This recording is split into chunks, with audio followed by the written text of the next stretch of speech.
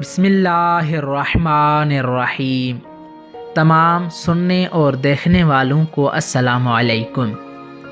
اکثر انسانوں کے جسم میں پسینہ پایا جاتا ہے، جس پسینے کی وجہ سے انسان اپنے جسم میں بدبو محسوس کرتا ہے، بلکہ اس کے ساتھ رہنے والے دوسرے انسان بھی اس کے جسم کے پسینے کی وجہ سے بدبو محسوس کرتے ہیں۔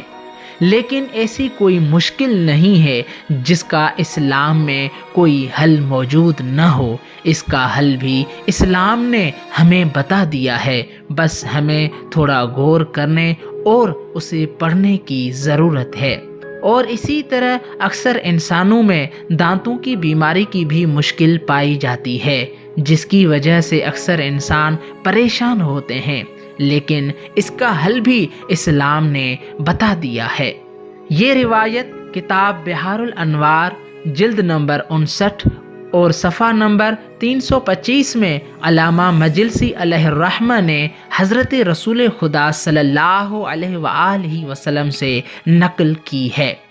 قال رسول اللہ صلی اللہ علیہ وآلہ، آپ صلی اللہ علیہ وآلہ وسلم نے فرمایا، وَمَنْ أَرَادَ أَنْ لَا تُفْسِدُ أَسْنَانَهُ، کہ جو شخص یہ چاہتا ہے کہ اس کو دانتوں کی بیماری نہ ہو، یعنی دانتوں کی وجہ سے کوئی مشکل پیش نہ آئے، فَلَا يَأْكُلْ حُلْوًا إِلَّا بَعْدَ كِسْرَةِ خُبْزٍ، تو اس شخص کو چاہیے کہ کبھی بھی میٹھا نہ کھائے تب تک جب تک اس سے پہلے روٹی کا ایک لقمہ نہ کھائے۔ یعنی اسے چاہیے کہ جب بھی کوئی چیز میٹھی کھائے تو اس میٹھے کھانے سے پہلے روٹی کا ایک ٹکڑا ضرور کھائے۔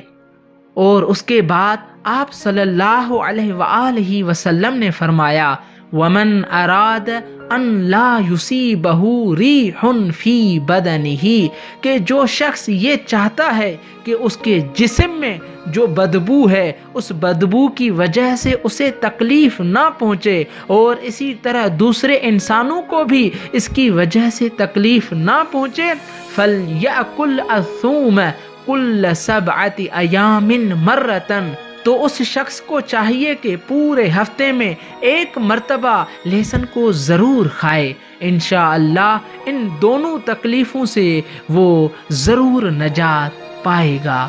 والسلام علیکم ورحمۃ اللہ وبرکاتہ۔